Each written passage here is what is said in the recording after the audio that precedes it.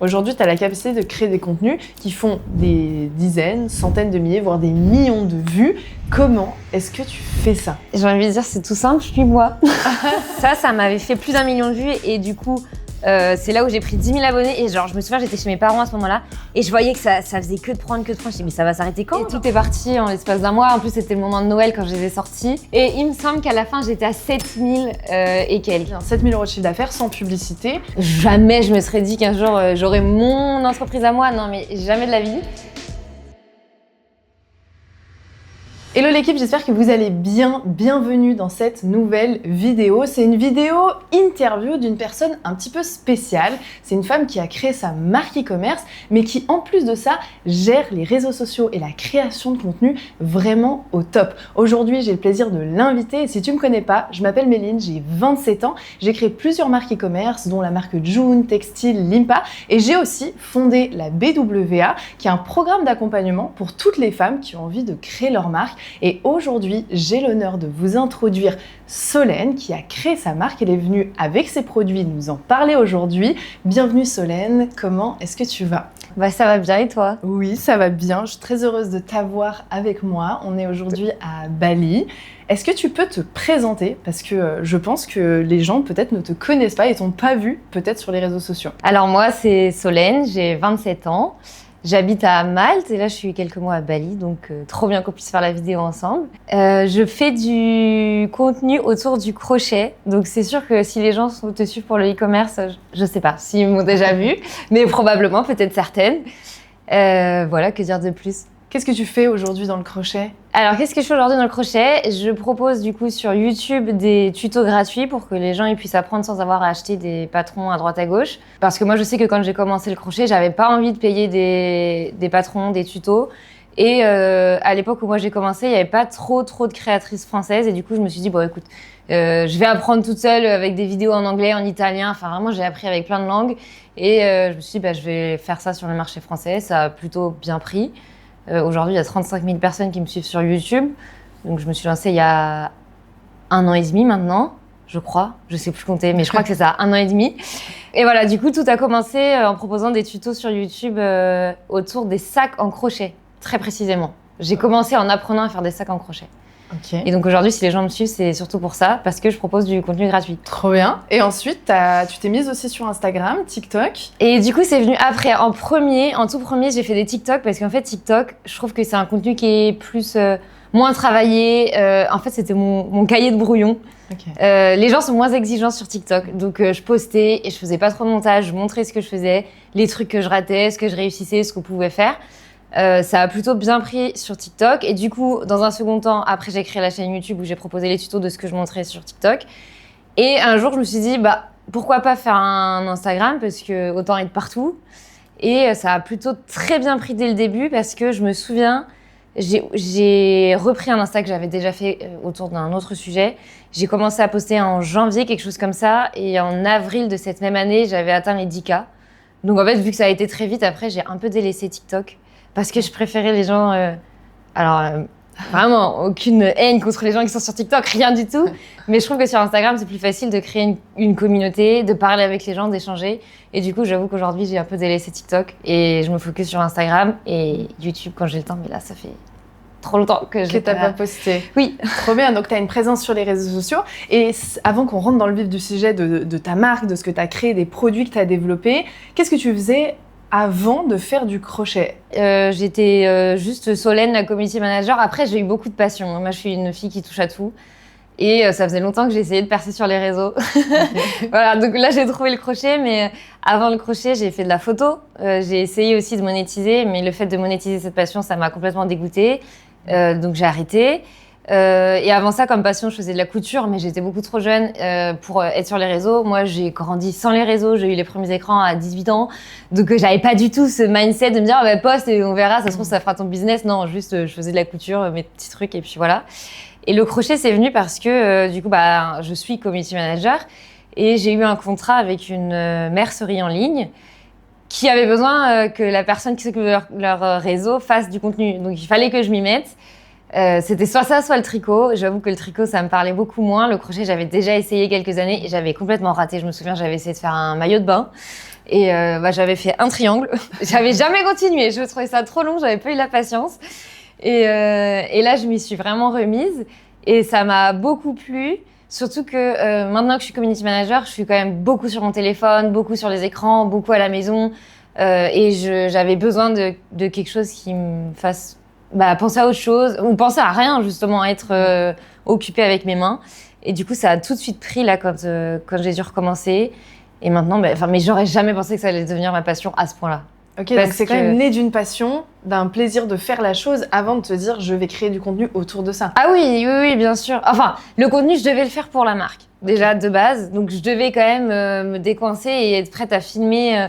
Mais bon, après, le contenu pour une marque, c'était surtout mettre en avant les pelotes, faire 2-3 points. C'était pas faire des tutos. J'étais même pas obligée de me montrer moi.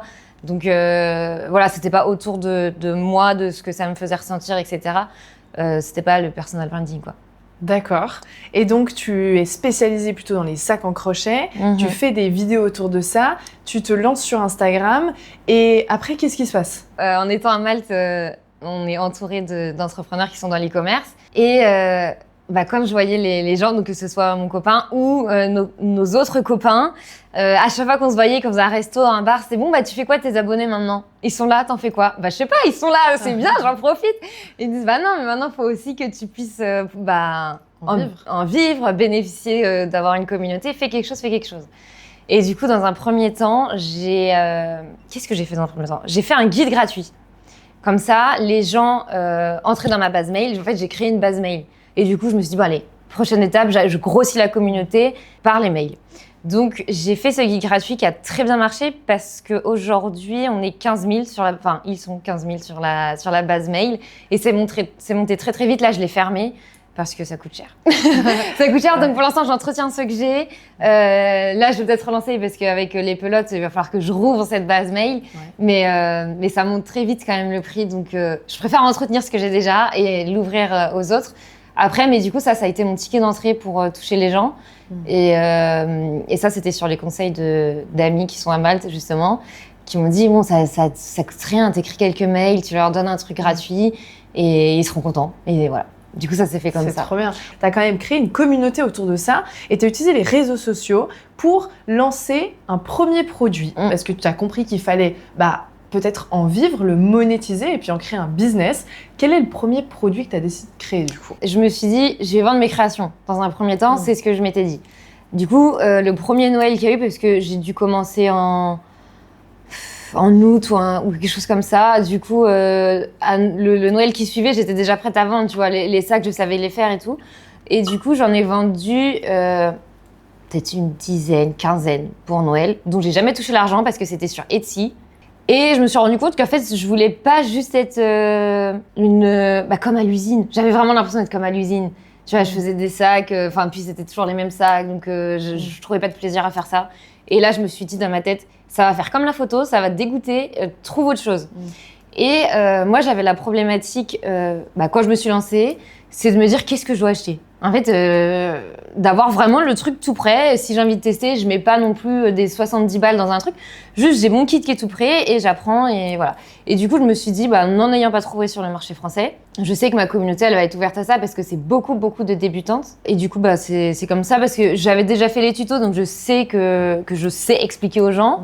J'ai la pédagogie pour ça. Ça plaît parce que les vidéos ont déjà percé sur YouTube. Donc je savais qu'il y avait de la demande, donc j'avais aucune peur de me lancer là-dedans. Donc c'est un kit où à l'intérieur, tu as une box avec pelote. C'était une box que j'avais fait toute rose parce que, en fait, c'est un peu aussi ma DA sur les réseaux. J'avais volontairement fait la DA sur tes réseaux, mais c'est ta DA de vie. De vie tout simplement. Ma DA partout, j'aime trop le rose. Et du coup, c'était une boîte rose et dedans, il y avait 2 pelotes, il y avait un guide écrit, il y avait un crochet. Enfin, il y avait tout le matériel nécessaire pour faire un sac. Et du coup, sur le carnet, tu avais aussi le QR code pour avoir accès à une vidéo YouTube exclusive. Genre, les gens qui n'avaient pas le kit ne pouvaient pas l'avoir. Okay. Aujourd'hui, tout le monde peut l'avoir, elle est sur ma chaîne YouTube, mais parce que les kits ne sont plus en vente. Mais sinon, il y avait quand même un petit côté exclusif là-dessus. Et j'en avais pas fait produire énormément parce que première marque. Il faut avancer l'argent. Il faut avancer l'argent aussi. Il faut créer le produit. Oui, voilà. Bien sûr. Et du coup, j'en avais pas fait beaucoup et tout est parti en l'espace d'un mois. En plus, c'était le moment de Noël quand je les ai sortis. Donc on est 1 an après le Noël où j'ai commencé à vendre les sacs. Hein. Ok. Ouais, on est 1 an après parce que du coup l'idée du kit m'est venue en février et après, mais ça a été tellement long. Jamais j'aurais pensé que ça aurait été si long. Moi qui ai zéro patience, je m'étais dit, vas-y, j'ai l'idée en janvier, février, en juin je sors la marque et c'est bon. Et comme ça, Noël d'après, je fais un autre kit Noël. Enfin voilà, tu vois, ça va évoluer. Bah non, en fait, faut aussi s'armer de patience parce que les démarches sont longues, les retours fournisseurs, les choix que tu mets. Des produits que tu mets dans le kit, ça prend du temps. Donc, il faut prendre... Oui, ça prend du temps parce que toi, tu as décidé de personnaliser un produit, de le créer de A à Z. C'est vrai que moi, ce qu'on fait au sein de la BW, on part sur des marques blanches où tu vas pouvoir retravailler le produit, mais finalement, tu as déjà un produit qui t'est fourni ou une liste de produits que nous, on fournit, donc qui est beaucoup plus rapide. Toi, tu as voulu développer un kit à ton image par rapport à la problématique de tes clientes et de ta communauté finalement. Combien de kits tu fais? Combien de chiffres d'affaires tu réalises? Alors, j'ai fait, dans mes souvenirs, j'en avais commandé 150 pièces. J'ai dû en offrir parce que je suis comme ça. Je suis généreuse, je dis en faire des cadeaux. Et il me semble qu'à la fin, j'étais à 7000 et quelques. Donc, avec les 150 kits. Trop bien. 7000 € de chiffre d'affaires sans publicité. Sans publicité, du coup. Tout en organique et avec les mails. Génial. Donc, finalement, ça t'a pas coûté grand-chose, hormis ton temps, de la patience, de l'apprentissage que tu as eu. Mais ce kit que tu conçois, tu l'expédies directement à tes clients. Tu sold out. Ouais. Tu vends tout. Oui. Et après, qu'est-ce qui se passe? Parce que là, tu as des nouveaux produits qui viennent d'arriver. Est-ce que tu peux nous en parler? Pendant ce lancement du kit, j'ai eu plein de messages de filles qui me disaient « Non, mais nous, on a déjà les crochets, on veut juste le fil. C'est un peu trop cher pour moi, le kit. J'aurais aimé pouvoir acheter que les pelotes et tout. » Mais vraiment, j'ai eu beaucoup de messages comme ça. Et du coup, je me suis dit « Écoutez, le fil, je l'ai. Enfin, les pelotes, je les ai. Enfin, je sais la qualité. Elle a été testée, validée par les personnes qui ont acheté le kit. J'ai eu que des bons retours sur le fil. Et du coup, je me suis dit « Bon, c'est parti. On va créer la marque de pelotes. » Et là, et du coup, la voici. La marque de pelotes. Voilà, la marque Solène, de pelotes. Avec L-A-I-N-E. Oui. Tu t'appelles Solène. Et du coup, petit le jeu de mots, là-dessus. Donc, tu sors là 3 pelotes. Alors non. Une pelote de 3 couleurs. Non, il y en a 7. Non, c'est juste qu'à Bali, j'ai pas pu me faire livrer les 7 parce que ça demande encore des sous de se faire livrer. Enfin, ça faisait un gros colis, mais il y a 7 couleurs. Là, je vais les annoncer cette semaine, les 7 autres. Parce qu'en fait, elles sont arrivées en France quand je suis rentrée chez mes parents. Une journée après que moi, je sois déjà repartie à Malte. J'étais un petit peu verte, mais voilà, ça fait partie des aléas quand tu crées une marque. 7 couleurs, c'est déjà bien pour un lancement sur après ce que tu veux développer. Donc, tu as la vision déjà de te dire, OK, je veux une 60aine de pelotes, je commence par 7, tu as fait ton stock, et quand est-ce que tu vas lancer ça? Je pense que mi-juin, ça peut être bon, mais moi, je suis encore en train de me former sur la partie site, parce que la première fois, j'ai été aidée par mon copain pour faire le site, et là, j'aimerais vraiment que ce soit moi qui soit derrière, qui prenne vraiment les rênes, et que Solène, ce soit moi, et qui sache faire vraiment tout. Puis surtout, si on va plus loin, il faut que je sache m'occuper de mon site, quoi. C'est important. Et du coup, je me forme en regardant tes vidéos.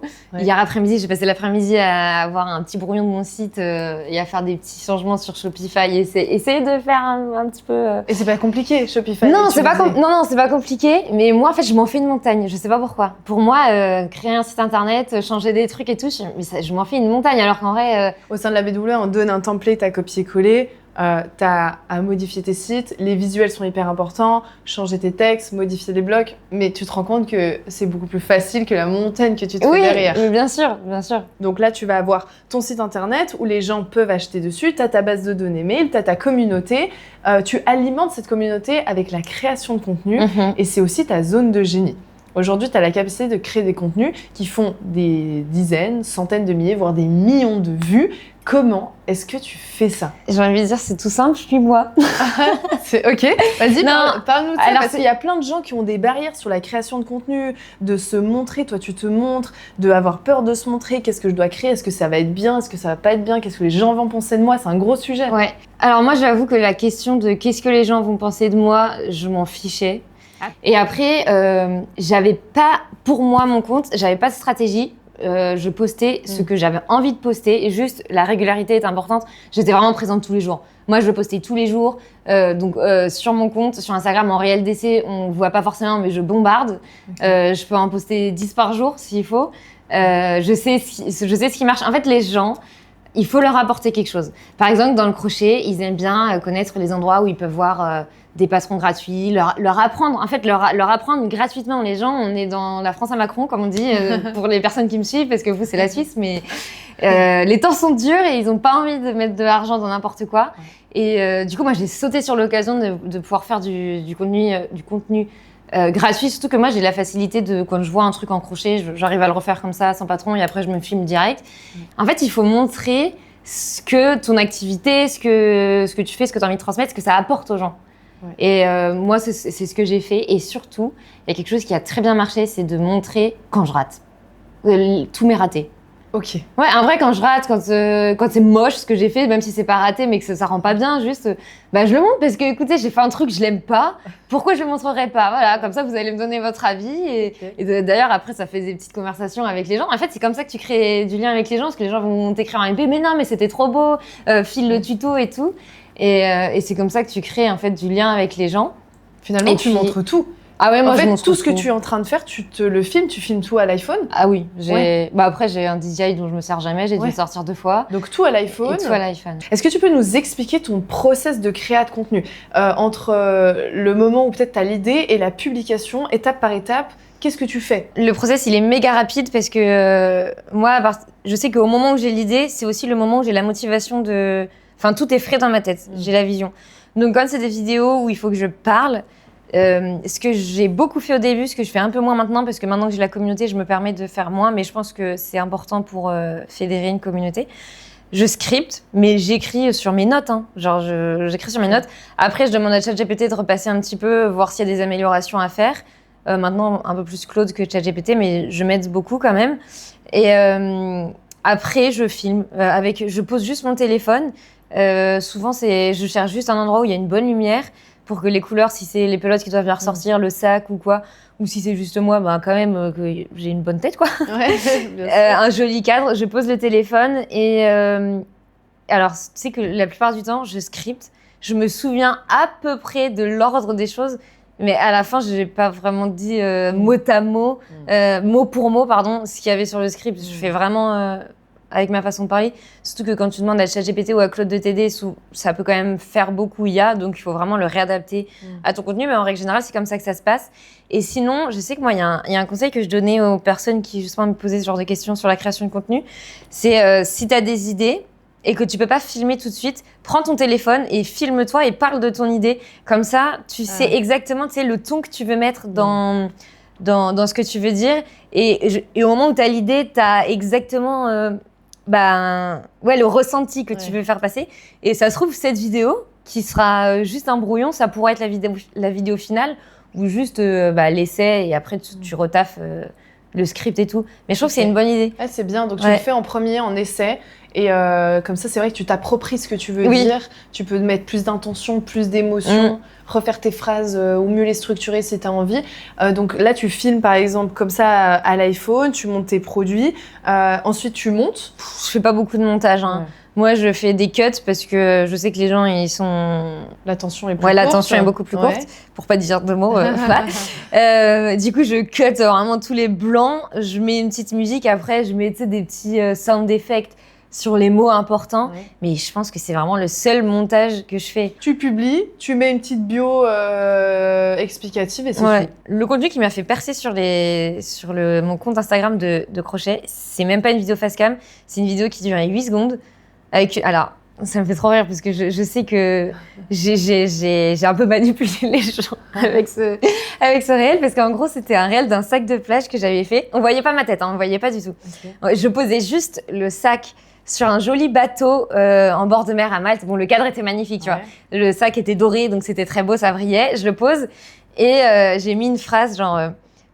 POV, je fais des tutos pour t'apprendre à faire ce genre de ça gratuitement, mais personne ne les voit. La phrase était plus courte parce que là, quand je le dis, je me rends compte qu'elle est trop longue, mais ça voulait dire ça. Et une musique méga triste dessus, genre des violons ou je sais pas quoi. Et ça a pété. Combien de vues? Ça m'avait fait plus d'1 million de vues et du coup, c'est là où j'ai pris 10 000 abonnés et genre, je me souviens, j'étais chez mes parents à ce moment-là et je voyais que ça faisait que de prendre. Je me suis dit, mais ça va s'arrêter quand? Genre, mon réel, et je pensais même pas que ça allait faire ça. Et du coup, après, ce réel-là, en réel d'essai, je l'ai...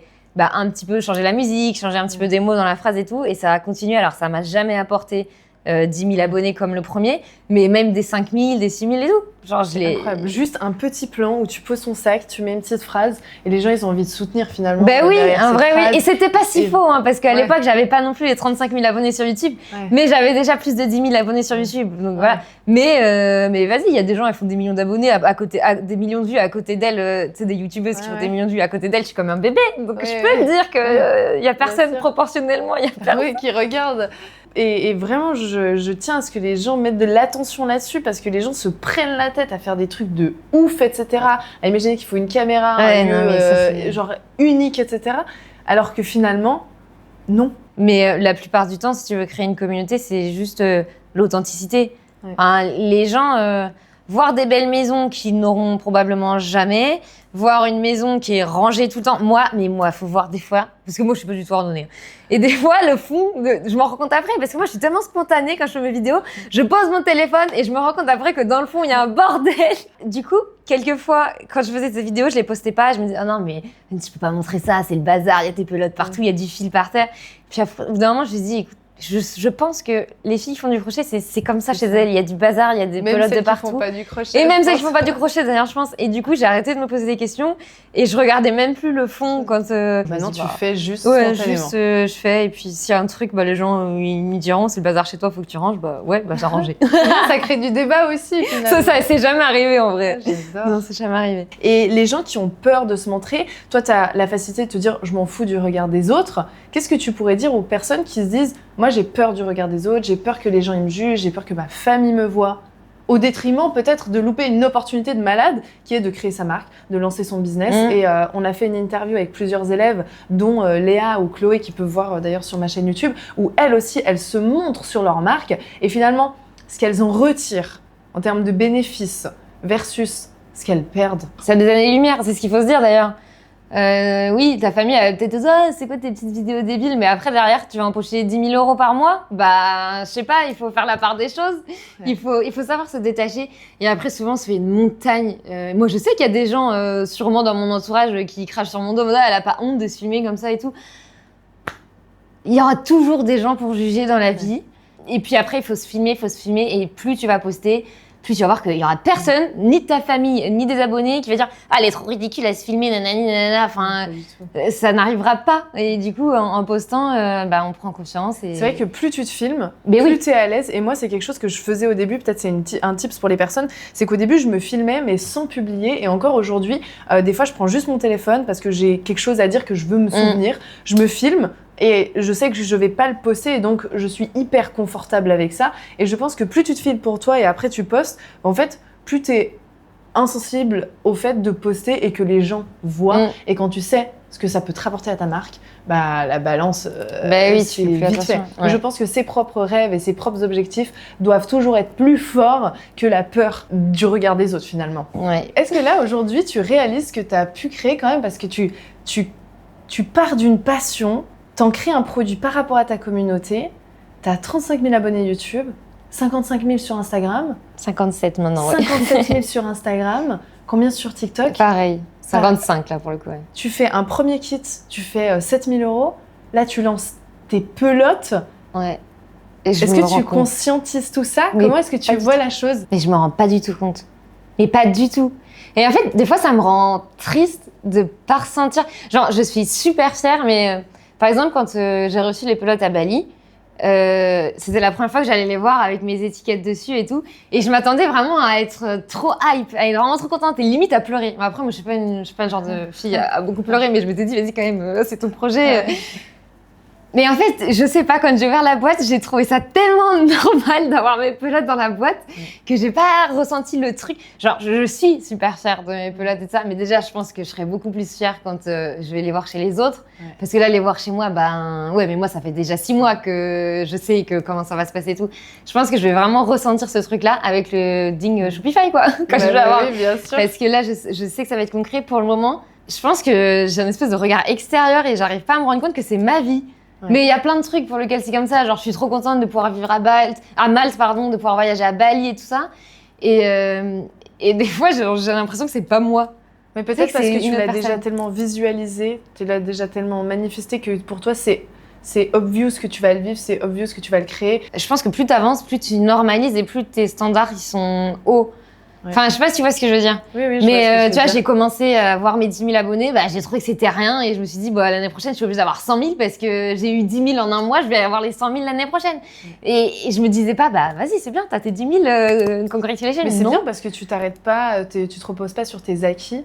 Et tu veux aller chercher plus, et peut-être aussi c'est ce qui te nourrit et qui te fait vibrer et qui te fait continuer aussi. Oui, c'est sûr que s'il y avait pas ça, ça avancerait pas. Enfin, j'avancerais pas plus que ça dans les projets. Et même en termes de résultats et de chiffres, moi je connais très peu de monde dans l'e-commerce et voire personne sur tous les élèves qu'on a accompagnés, tous ceux qui ont des résultats. Généralement, ils font 1 000 euros, 2 000, ils vont se dire ok je vais faire 10 000, ok je vais faire 20 000. 30 000, 40 000.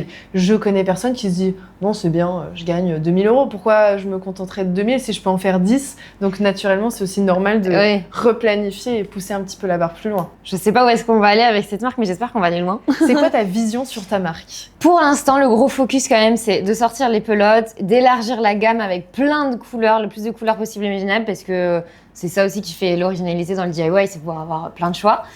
Après, je vais reprendre les kits parce qu'on m'a redemandé.